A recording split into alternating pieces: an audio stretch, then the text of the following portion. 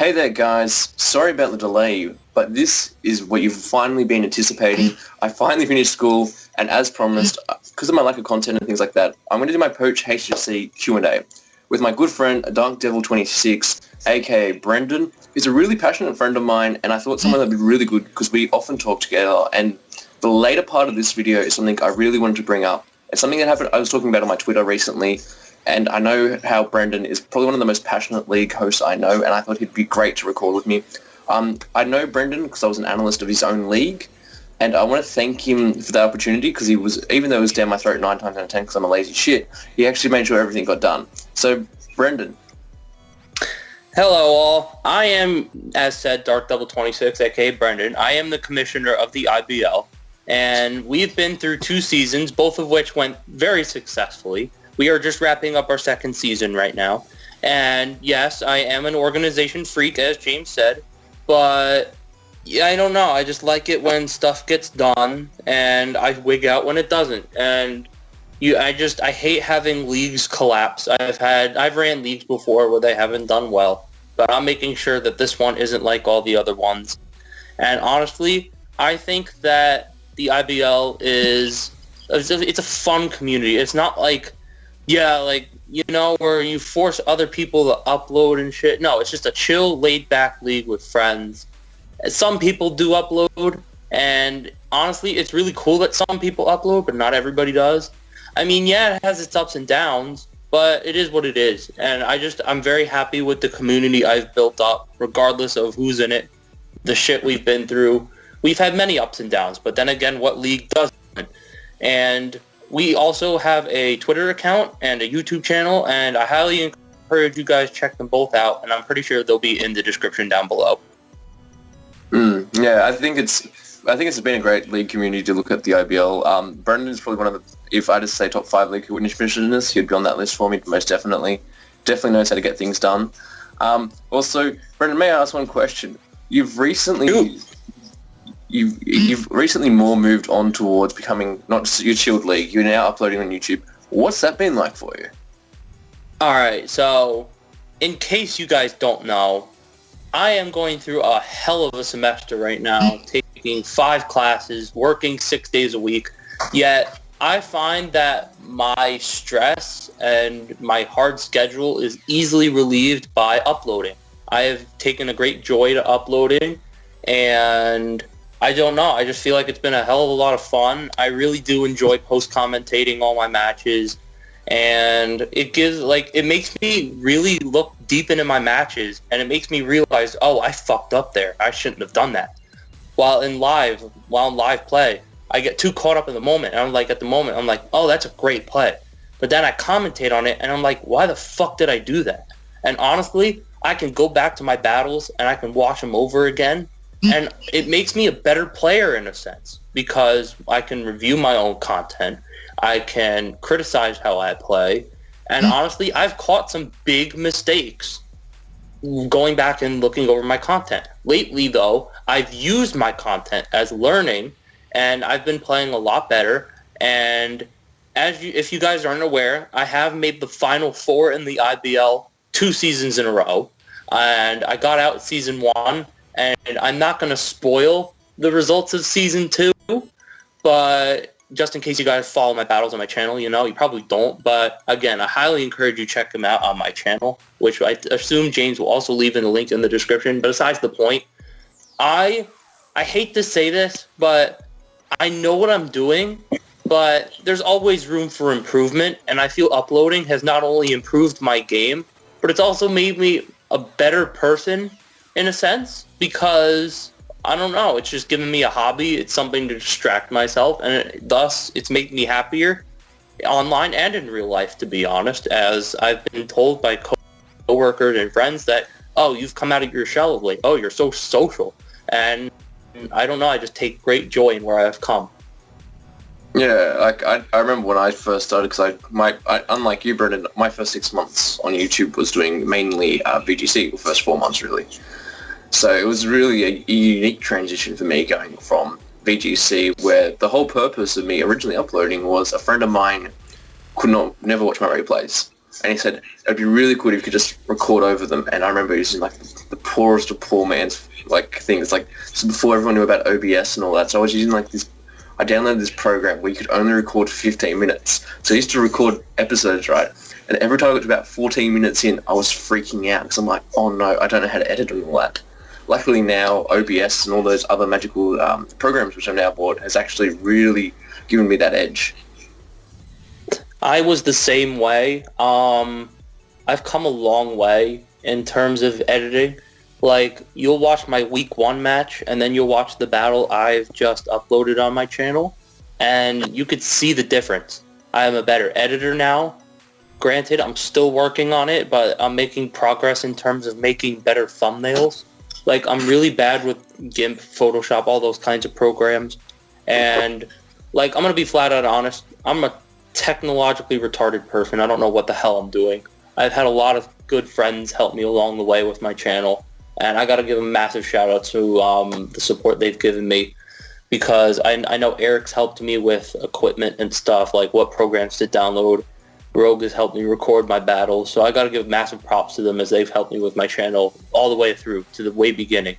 And honestly, I hope the IBL continues to be a success. That's how I can upload more. Hopefully I can get in another league or two, because it's always good to expand. Although my semester and my work schedule right now is just awful. It literally is awful. But I don't know. I just feel another league would make me feel so much better, because I can improve more as a player. And honestly, I can try and manage my time, because, like, as stupid and corny as this is going to sound, I'm going to need to learn in how to manage my time in the future, because say if I get a job and then I have to balance YouTube out with that, this is good practice, you know? As corny as that sounds, it's true, because this is good in time management. All right. So I think that's a bit of a longer introduction, but that's all right. So Brendan, there were the questions that were left on my YouTube channel. So if there's any questions that you want to answer, man, feel free to give your opinion. And I think it's time to get right into it. So, as you all are aware, Sun and Moon is less than 2 weeks away. I'm hyped. You're hyped. We're all fucking hyped. And as you guys know, the meta is going to change drastically with the introduction of new mons, Alolan forms, Z moves, all this good stuff. So James, I want to know, what are your thoughts on the new introductions in the Gen 7 meta, such as Alolan forms, Z moves, and all that good stuff? This is a good question asked by Dom. I really didn't know how to think about it at first. Definitely all the leaks today have definitely made the opinion on competitive looking like it's going to transition to more of a doubles format. Things like Sucker Punch got nerfed, Make Hang got nerfed, Knockoff even got nerfed. So like that's something that as a player you look at it and you think, well, we're going to more transition to a doubles format, and it'll be pretty interesting. Knockoff got nerfed? I legit didn't know that. Yeah, it actually is, I'm not going to spoil it, but there's been a lot of nerfs on the new moves introductions, but I really want to try to keep the spoilers to a minimum, just so people that are really, purists can just enjoy the game for when it first comes out. Understood. Okay, but from what we are aware, there's an array of new abilities, like Brush's ability blocks priority. There's, I think it's Popololo's, whatever his final form's ability is like a Glaciate but water type, and then Alolan Golem's got like a Glaciate but electric type. Yeah, it's got like the Pixelate for electric type moves. Yeah, Crazy. Which I think is, Pixelate and Glaciate are the same ability sort of thing, but I think that's really interesting to see how those in particular, I really thought at the start, oh no, that doesn't sound too good on Golem, but I thought, well, hang on, it could be bulky waters by like doing something like a rock polish, weakness policy set, and then start spamming return. Because you're only weak to ground types then, so you can probably hit it with a Stone Edge, which is still neutral on it, and you still do massive amounts of damage. I think if there's one Pokemon in particular that's going to sort of psych out in the whole meta, it's going to be Kimono Ono, or whatever its name is, that fighting dragon, the final form. Yeah, I absolutely agree. Because I know a lot of people like saying, oh, you can just run if it's going to run Hyper Voice, you can just run your Moonblast instead of Hyper Voice. It's really simple. But I think for me, fighting dragon's such an interesting type. Like, you think about other like common threats, like let's say it gets Mach Punch, for example, right? It then beats Weavile, beats Mamo, which are two of the best dragon killers in my opinion. That's two massive threats. It's confirmed from the demo that Hakma-O and Koma-O, they get autotomized. So they get a speed raising move. So that can potentially be very dangerous. And that how Koma-O can run Adamant and just outspeed everything with autotomize. I can see it like running Life Orb. With, like, if it gets Dragon Dance, it's over. That thing's move pool is amazing. Its stats are good. Its typing is good. It has two of the best offensive typings in the game. It's most certainly interesting to where that thing's going to end up. I mean, but then again, you can look at other Pokemon. I remember when Mega Salamence was first introduced, everyone was like, "This is going to be like NU, because who wants an area-late Salamence?" And look at that now. Like, it's Ubers. It's rated one of the best Pokemon of all time. It's probably rated. I think it's actually rated, in my opinion, as the best Pokemon after Mega Rayquaza to an extent. When I say that, know how broken Mega Rayquaza is. Yeah, because if you think about the other metas, the only things that outclass it are the primals, or the primal trio.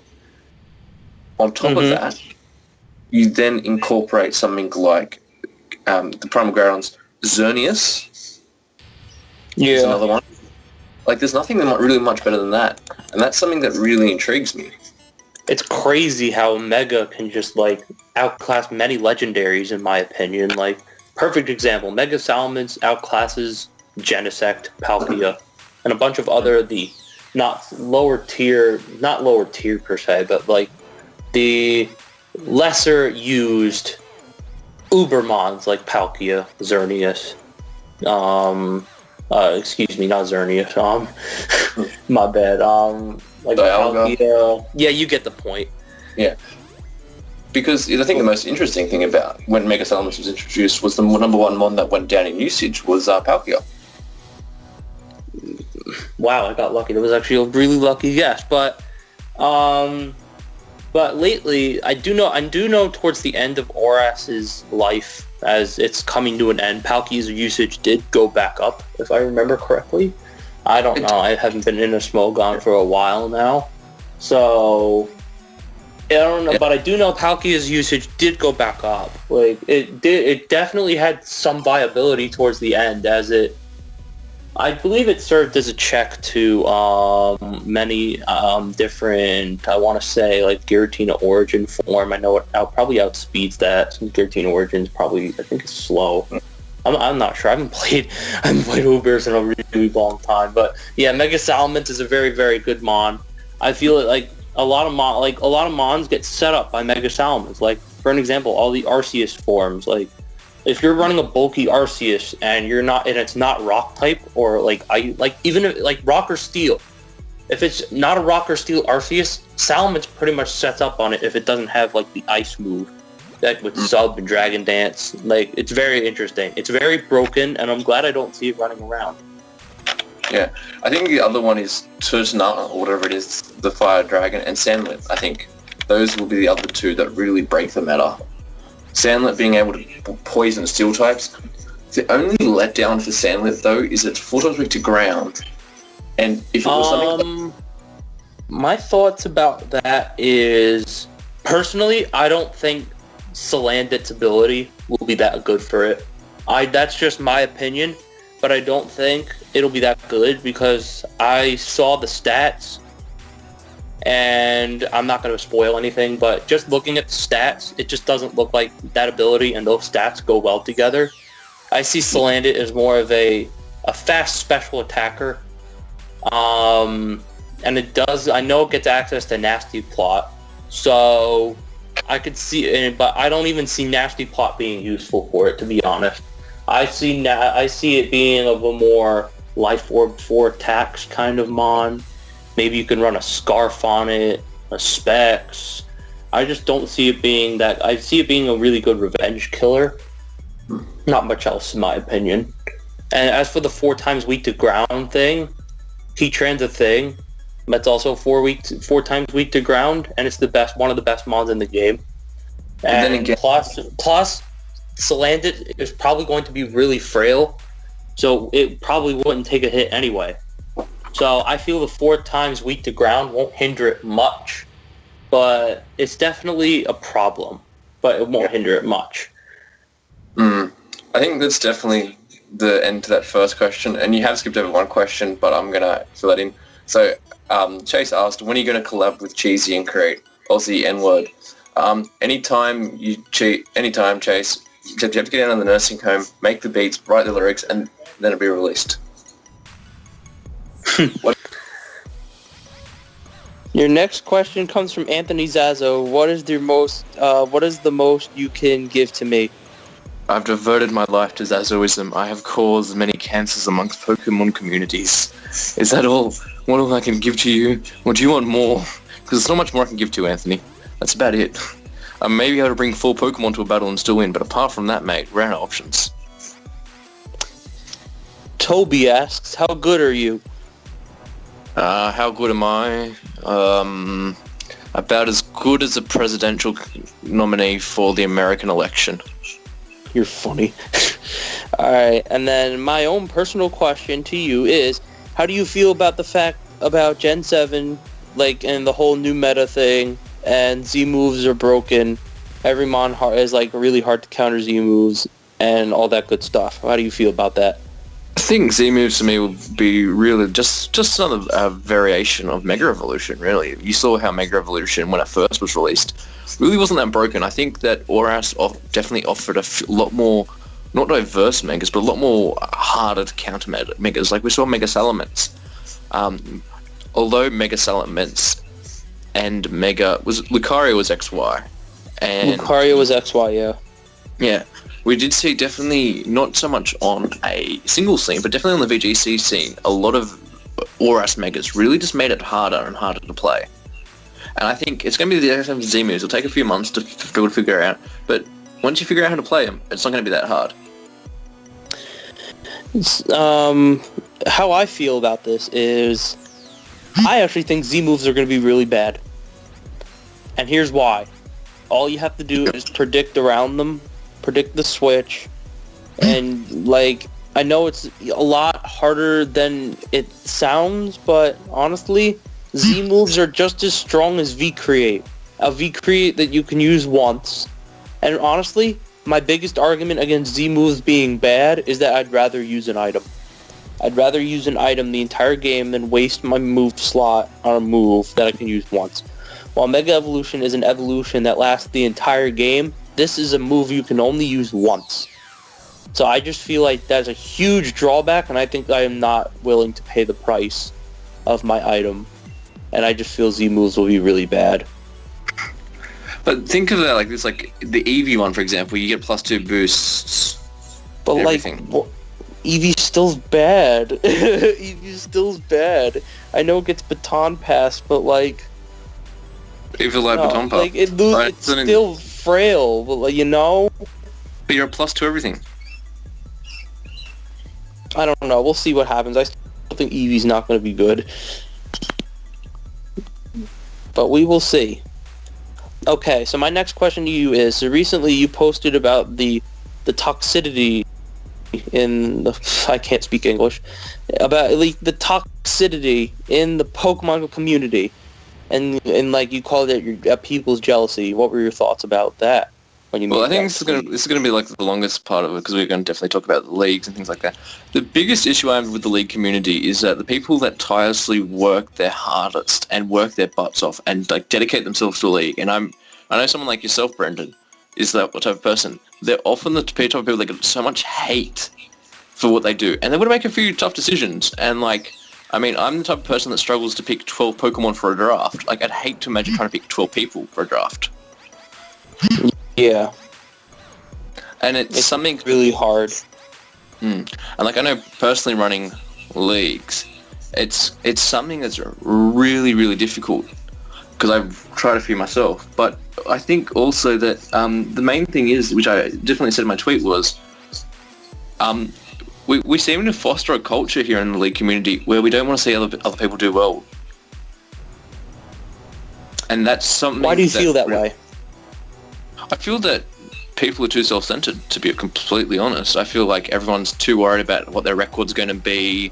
I've seen people quit leagues over what their record is. Seen people... Now that I think that's pretty bad in my opinion. But if I can give my 2 cents in about this issue, I feel that I agree with you. I think people are too self-centered, but I don't feel like people are worried about their record. Yes, people quitting about their records is not good, and I feel like those people should not belong in the league community.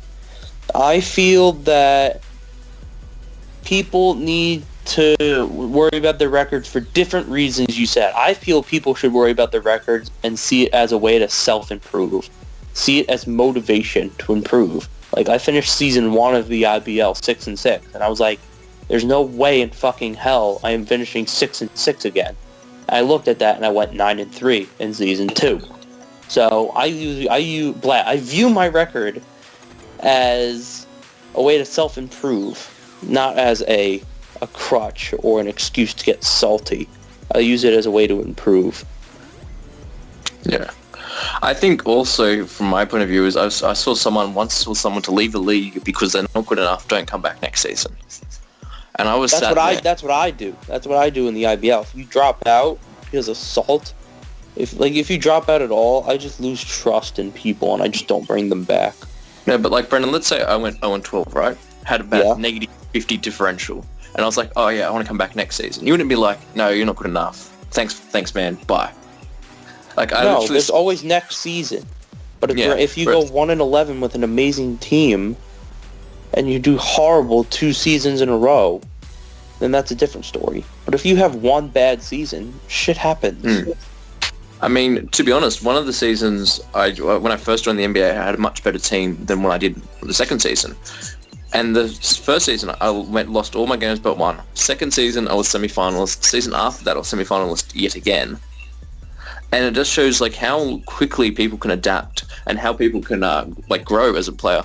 I know that probably one of the best examples of it is actually Anthony Zazo, who actually, from what he's told me, learnt competitive Pokemon in about a year. And he's probably, in my opinion, the best league player there is, which is ultimately subjective. But I've seen him, what he does behind the scenes and how analytical he is as a player. But I'd hate to be the person that shunned him away when he first started getting into Pokemon, because I just hate that feeling. Like, I feel like it's like anything, like a sport or anything like that. Time and practice is the only way you're going to get better. And you should try to give those guys as many opportunities as you can. I feel like as a commissioner, it's easy to spot who's trying to improve, and who's a good player, and who just sucks. I feel it's easy to spot them. Like, I feel it's easy to spot who's, not playing, the best of their ability, and who's just flat out playing to the best of their ability and is not good at all. Pokemon's not a game for everybody.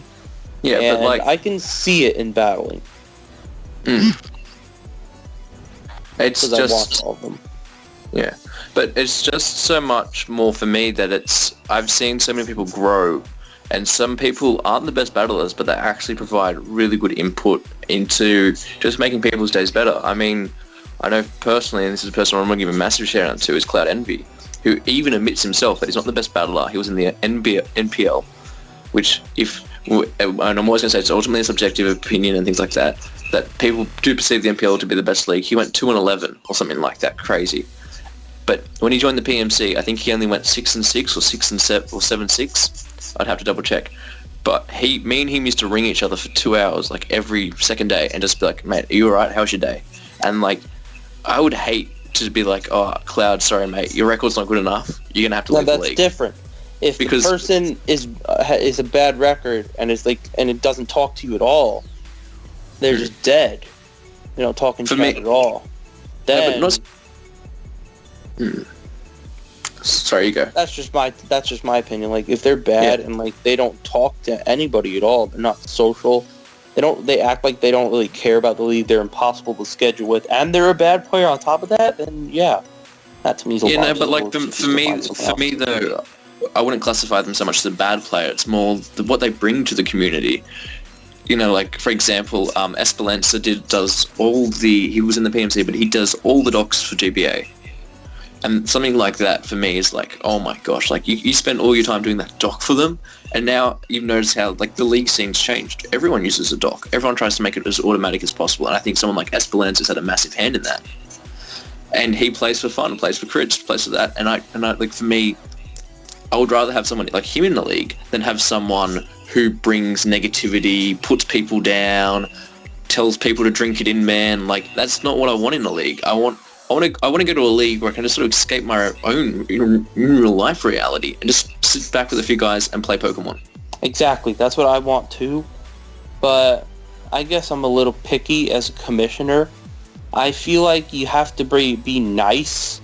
You have to be that kind of person, like you said, that have to, like, turn people's days around for the better.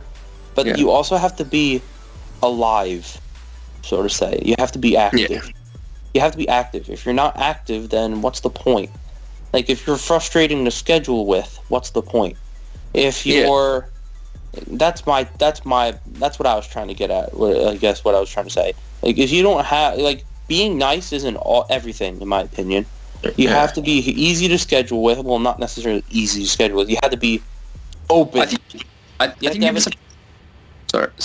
just have to be committed to scheduling. Like, I know when I first joined the NBA, what pissed me off was people would be like, yeah, I can battle you at said time. I'd wake up at 5 a.m. my time, because if you're an Aussie, Gypsy King and Aberforth, and I bet you Verd will tell you, they've got the exact same struggle. You might wake up at 5 a.m. to play someone, and they don't show. And it's like 6 p.m. American time, and they message you 3 hours later, oh, sorry, bro, I was out with a girlfriend. Bro, I woke up at 5 a.m. to play you, and you make me wait 3 hours, and then I've got school, then I've got 4 hours of homework. I can't battle you for 15 hours. Oh, I can't do it then. If you showed up to the bloody goddamn time, like, it's a different story. Mm-hmm. So, let's see here. Okay, I'm going to ask you, what's up with,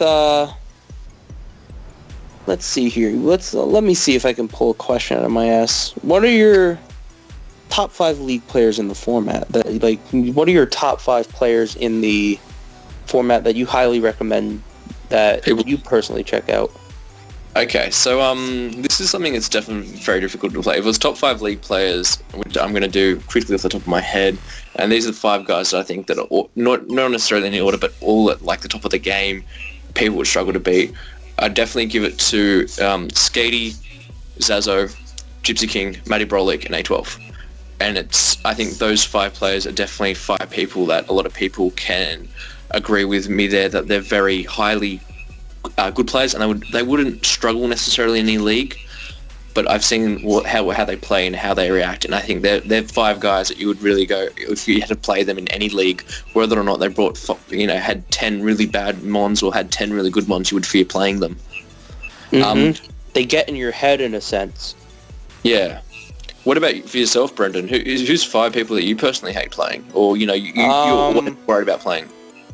All right, so I think, since I don't really, I'm kind of new to the league scene, I'm just starting to get to know of these big name players. But I do know a few players myself. Okay, so obviously I gotta put my friend Gypsy at the top of the list. We have been friends for a long time. And I've hated playing him, I've dreaded playing him. When I see his name on the schedule, I'm like, fuck, I'm not gonna win this game. How am I gonna win this game? So I look on the schedule, and that's what I see, and I'm just like, shit. Like, I get nervous to a sense when I see his name on the schedule, because he's just that hard. Like, and prepping for him, you got to go over the team like 5-6 times before you're like, okay, I'm good with this. Okay, another player I really would hate seeing on a schedule is actually someone from my league. I would hate playing Chime in a league game. Again, very good player, very difficult to prep for. I did play him in the Season 1 playoffs of the IBL, and I did magically beat him somehow. Don't know how, but he's ran through the league 2 times, finishing 9-3 and 10-2. And he's currently in the Final Four right now, and he's just not a player to fuck with. Like, he drafts really good teams, he plays really well, he knows what he's doing, and because of that, I feel he's another really scary player. Another really scary player, in my opinion, would probably be... Let me see if I can think of any other good players. From the GBA, there are a lot of good players, but at the top of my list is probably MV. MV's another one that I think he pulls a lot of good sets out of his ass, a lot of sets that people normally wouldn't expect. And because of that, I feel he's a threat in the league format. And I don't know, I just feel like he has a lot of potential, as he did just join the GBA. And I feel like he has the potential for a title. And I just feel he has a lot of tricks up his sleeve still. And then also from the GBA, we have our Season 6 champion in George, aka Septile MC. He is a very good player, and he made the finals in a very, very tough league in the GBA 2 seasons in a row. And I feel that's a very good accomplishment. But I feel George has a lot to show us still. And I feel he could make a run in Season 7 when Sun and Moon come out. And then finally, we have... I want to give it to, honestly, Joey, aka PokeMMD, in the UCL, who did recently just lose, but Joey's been known to be a really good player. He's known to be a better small gun player, but he does play, like, in the UCL. I know the UCL is not regarded as a very talented league, per se, or there's a lot of skill, and I do not mean offense, but, like, leagues such as the MPL or the GBA do have better players and talented players. The UCL is a fun league, don't get me wrong. I watch it occasionally. But, like, I feel the competition is better in the GBA, but if there's any bright spot in the UCL, there are tons of bright spots in the UCL, don't get me wrong. But I just feel Joey, aka PokeMMD, shines among all of them because he's been known to be a good player for a really long time. And he did win Season 1 of the UCL. So I just feel he's a really good player, and I feel like he's a lot of potential because he knows what he's doing, and he has known what he's been doing for a very, very long time. Yeah, can I just add my sort of 2 cents when on that sort of debate on, how people say, oh, the UCL isn't that competitive and things like that compared to like GBA and things like that. The UCL was built for the sole purpose of Nappy wanting to grow the Pokemon League community with a bunch of big YouTubers and just play it. And, like, you look at the rosters, they're not necessarily the most talented guys, but they've got the most subs. Like, Pokegame's got 300 or something thousand. Or no, 100,000, isn't it? Nappy's got, a few thousand. Shady. And, like, these are all guys in the 100,000s. If you look at something like the GBA, for example, the GBA's most sub player, I think, is Envy at 30,000. But, like, someone like Mono has 1,000. So, like, you can see why there's such a big difference. And I think that a lot of people aren't necessarily jealous of, like, the UCL and go, oh, we could toss any player if we played them in the UCL. Like, it's such an easy league. I think people are more like, oh, I don't recognize the ability that this league's more to grow the Pokemon League community. They're all, they're all actually good friends, and they're just trying to build that camaraderie and try to build the Pokemon League community. So other leagues like the NPL and GBA, the IBL, for example, can have that viewership. Because I found that with Pokemon, it caps at about 250,000. There's no YouTuber at the moment that does Pokemon that, besides like a Maryland, who's been on, Pokemon and Pip Night, who do league play that are... Oh no, J-Witz doesn't like play, but J-Witz has like a lot of subs. Yeah. But like they're all guys. J-Witz is someone that's branched out from Pokemon, but they're all guys that have sort of capped at 250,000 subs. And so when we get into this whole competitiveness thing, I mean, our world champion for Pokemon, official world champion, Wolfie Glick, has only got 12,000. If the subscriber count was, a reference to how good a player was in the Pokemon community, I cannot say this clearly, someone like Wolfie Glick would have 300,000 subscribers, and someone like, I don't want to ridicule anyone in particular, but, the most common scapegoat is Velicify. Velicify would have 100 subs. Because then the views and the subs line up. But that's not what it's about. Views and subs are always going to be subjective and things like that. So what we should try to do, and this is one of the comments I made with one of my good friends, is we should all watch each other, or not try to watch each other, but try to promote each other. Like if you see one of Brendan's videos and you go, oh my gosh, Brendan, that was such a good video, and you share it with 3 of your friends, and Brendan gets, maybe another 3 subscribers, Brendan might recommend your video to 3 of his friends, and you might get 3 subscribers. And you slowly build each other up. And then what happens is those 3 friends share it with 3 friends of theirs. And those 3 friends share it to 3 friends of theirs. And it just keeps growing and growing and growing. Yeah. And that's something that I don't think a lot of people realize. The Pokemon community needs to become more of a community where you got to build off each other and not hurt each other. Like, we should all just get along, and that how everything would honestly be so much better. Like, I can only imagine what potential the Pokemon community has in store if everyone just, like, got along and was on the same page, Yeah. I mean, I think what the other thing, too, is, and I'm going to briefly touch on this, is I think we've sort of seen 3 waves of PokeTubers go through. So we had our first wave, which was like the Marylands, the J-Witzes, Pimp Knight, for example. And, sorry, 1 second. Yeah, and so we've sort of seen those sort of wave goes through. And then we sort of had the second wave of PokeTubers, like the Shofus, the PokeMMD, MV and all that. And we're slowly seeing the third wave of PokeTubers going through. Like, I really think that we can both agree someone like Gypsy King is probably one of the fastest growing PokeTubers out there. He's been on, I think, YouTube for 2 months or 3 months nearly now, and he's already got nearly 150 odd subscribers. Like, he's growing astronomically. But the way that he's been built up is that I think everyone will admit that no one's ever directly gone out and sought after Gypsy King. Someone's recommended to go watch Gypsy King because you'll fall in love with his voice, or you'll just recognize, you can just tell straight away, he's such a good player. And I feel like someone like Gypsy King is that ultimate product, is that everyone's told, like, everyone's got, like, I know for me that I think 5 people told me to go check out Gypsy King. And I was like, he can't be that good, can't be that good.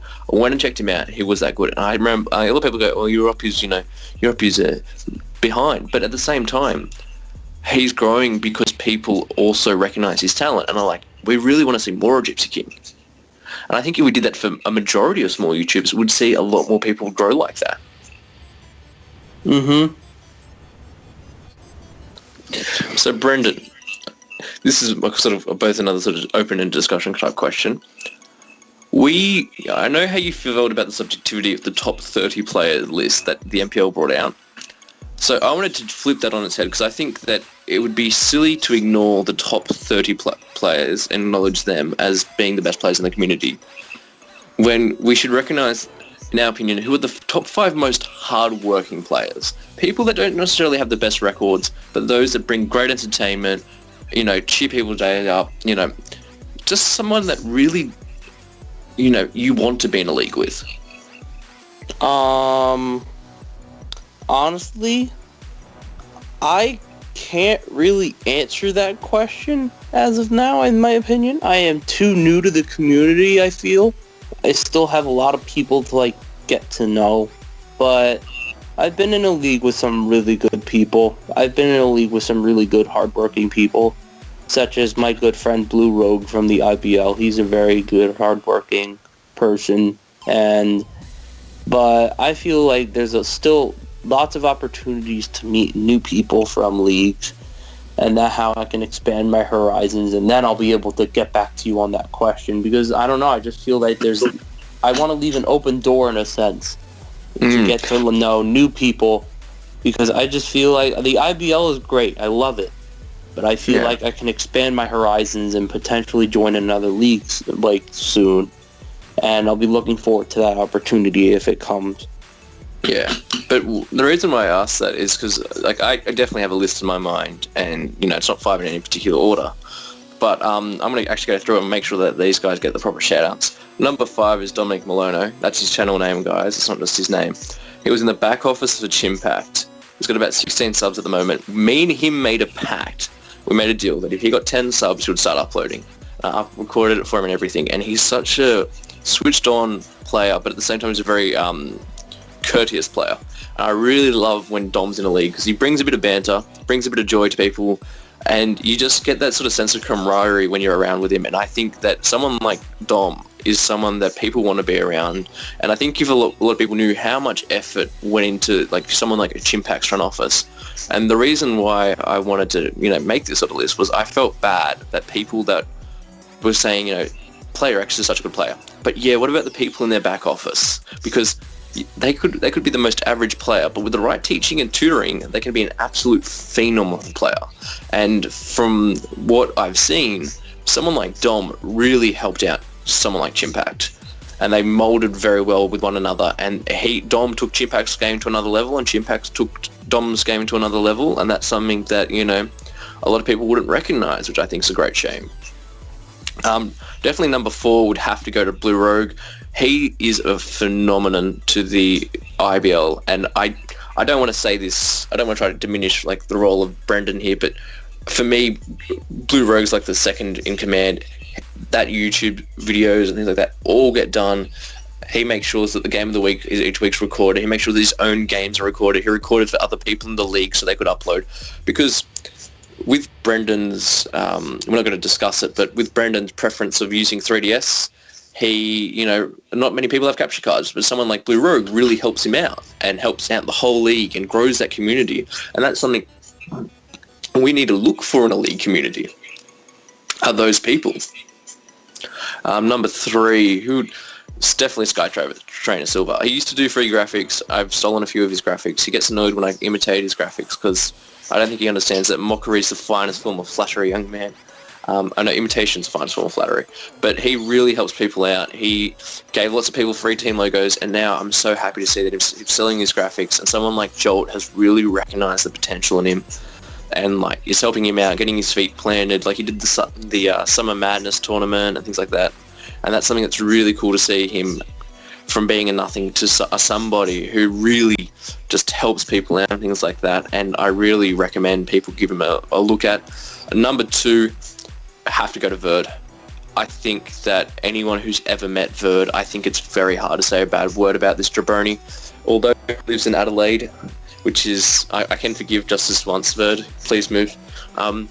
He's a great guy. He definitely brings a lot of maturity to a league scene, which I don't think you get from a lot of players. I think you find that a lot of players, I know in the IBL, for example, you get a lot more younger players. And I think someone like Verd brings that maturity to the league, and that sort of ripple effects, and everyone then becomes more mature. And I remember when I was in the PMC, I used to think twice about what I'd say because I don't want Verd frowning upon me. It sounds like a really stupid thing to say, but that's just how I felt. Number 1, I cannot recommend you guys highly enough to check out this guy. This Esperanza. It is the guy behind the Dallas Star U, the guy that does the GBA sheets. Brandon, do you want to know a funny story about Esperanza? Shoot. So the way me and Esperanza became friends was because he did the doc for the GBA, and I was lazy, and I get bored of watching league finals and things like that. Esperanza would PM me the results of each league match. So it'd be like, week 1 of finals, MV wins this week. Then Lars, who was it? Chimpact has lost 5-0, so it might be a bit of a sweet, James. Just wait till Monday and find out. I'd be like, yeah, bro, thanks, man. But I remember one day I was really bored. And I know this is like, I hate this story because I actually told him this story. I was really bored. I was like, you know what? I'm just going to give Esperanza a little bit of a watch because everyone's been telling me to check him out. There's another Gypsy King, for example. And I remember I just watched it and I was just like, I'm in love. This man literally gets on his camera and you get little Theo, which is his son, he's about a couple of years old. And you get Theo playing with like a little Jolteon figurine. And you see Esperanza trying to make Theo, focus in on the camera and, be like, this is the assistant manager this week. Really good music. And he's someone that I look at every day and I'm just like, man, I wish I could do what he does because he is a phenomenon. Like, he absolutely brings joy to people. And, like, I think for me, he's the most underrated guy out there. And, guys, I mean, if you have 20 minutes, watch one of his PMC battles and you'll be like, oh, my gosh, why haven't we all heard of Esperanza beforehand? Because he's an amazing guy. He's so friendly. He talks to me. He even offered to me at one stage, because I wanted to buy a capture card, it's like, you know what, if you send me a DS, I'll pick it up for you. Get the capture card for you and then send it back. And I was like, wow, like someone like that is someone you find 1 in a million. And Esperanza, I'm so happy to give you the shout out, man. You are that person.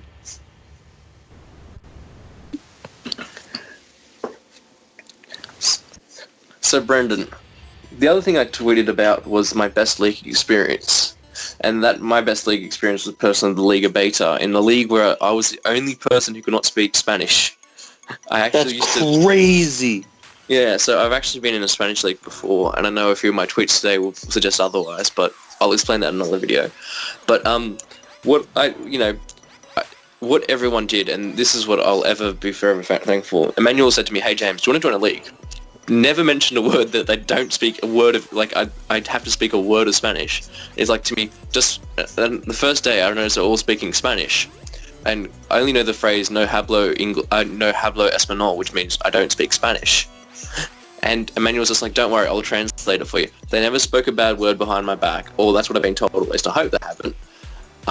They always were like, James, they would always message me in English, and that was something that was crazy. So they'd be like, hey James, when do you want to battle? And I'd be like, I can battle at this time. And you find that now I always write times in how long from now I can battle. I never write, I can play you at 7 p.m. AEST. I always be like, okay, I can play you 24 hours from, maybe like 8 hours from now on Sunday. I never go, I can play you at 11 p.m. Australian Eastern Standard Time, mate, on Sunday. I always do that because I learned that with the simplest thing of a language barrier, that's something I'd have to do and adapt. And they always, I learned a few Spanish phrases, so I learned the phrase, James wants to battle. I don't remember what the phrase is, but I've got it saved in my phone, so I used to write it in chat. And they always used to be like, GG. And I remember one day I felt really bad because I hacked my opponent. I was like, I'm really sorry about the hacks, man.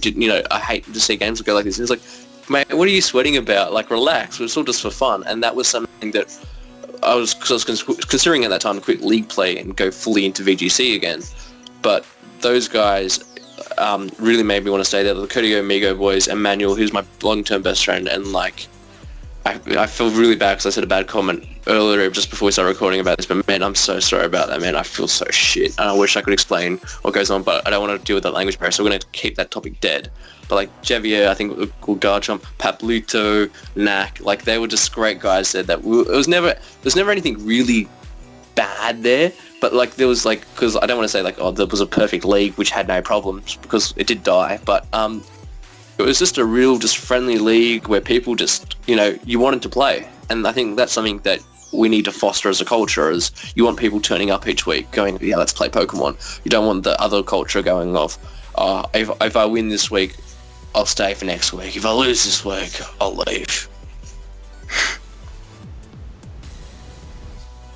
So Brendan, what about your best league experience? My best league experience has actually only come recently in IBL Season 2. IBL Season 2 was a smashing success, and it surpassed any expectation I could have and ever hoped for. Season 1 was good, but I didn't think it would be possible to make IBL Season 2 better, but it was. It was better, and it was not only better, but it was a lot of fun, and I very much enjoyed IBL Season 2. Because we did come back. IBL Season 1 was it was a strange season. It was very, very strange, to say the least. But IBL Season 2 was much more organized and much more fun. It was easily one of the best leagues I've ever been in, and it was with all my friends, so it couldn't have gone any better. Yeah, I think that's something that we're really looking forward to, I think, as Sun and Moon, is hopefully we get to play in more leagues as friends. Mm-hmm. So guys, that's going to end this video. I'm sorry it's going to be an hour long, and you're just going to see a black screen. But I really want to thank Brendan for taking time out of his busy day just to join me. Problem. And I really hope... I'll try my best to link the guys down in the description, but definitely check out the IBL. I think they're in finals at the moment for this season. We are in the Final Four right now. Yeah. Finals will begin next week. So that's something definitely to check out. Who's are you commentating Game of the Week? Who's doing Game of the Week? I am right now. In case you guys don't know the matchups, I'm not going to do any spoilers on the Final Four matchups, other than the fact I'm in the Final Four. That's all I'm saying. I'm in the Final Four. I was just going to say that That's game all of the I'm week, saying. though. All I'm saying is that I'm in the Final Four. I will be commentating one playoff match. Eric will be commentating one playoff match. Rogue will be commentating one. And then my good friend Techno will be commentating one. And then the semifinals, we're going to change it up. All right. So that's definitely something you guys should definitely check out. Check out anyone that we mentioned today. You'll definitely feel better that you have. And until next time, see you later, peasants. Peace.